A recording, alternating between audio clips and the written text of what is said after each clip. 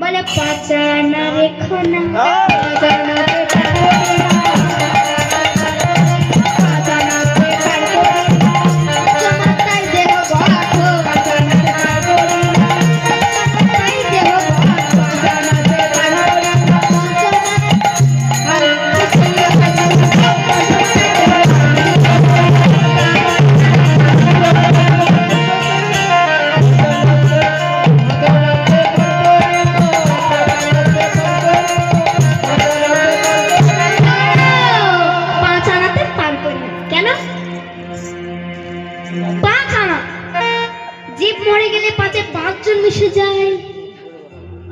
এই যে পঞ্চমাতে আমাদের দেহটা গঠন করা আছে, যেমন ক্ষিতি, অপ, তেজ।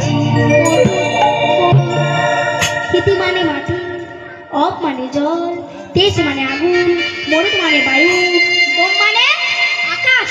জীব মরে গেলে পাঁচে পাঁচজন মিশে যায়, তাই আমি পাঁচ আনাতে পারবো না। ওমা তাহলে সখীরা বলছে ঠিক আছে, তুমি পাঁচ আনাতে পার করবে না, তাহলে নয় তুমি ছয় আনা। ছয় আনে তো পার করবে না। কেন? ছয় উপবাস না করলে ছয় আনাতে পারবে না। ওমা এইবার সখীরা বলছে ঠিক আছে, তাহলে নয় তুমি সাত আনা।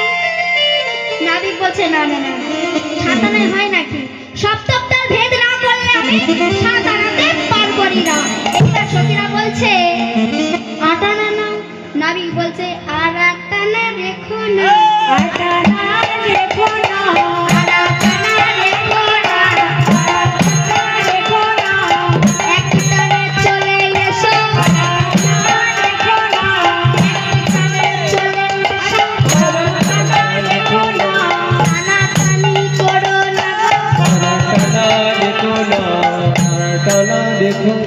ও ভাই যে একটা কাটার দেখে কি বলি, কি বলি? আধুলি বলি, বলে আধুলি বলি।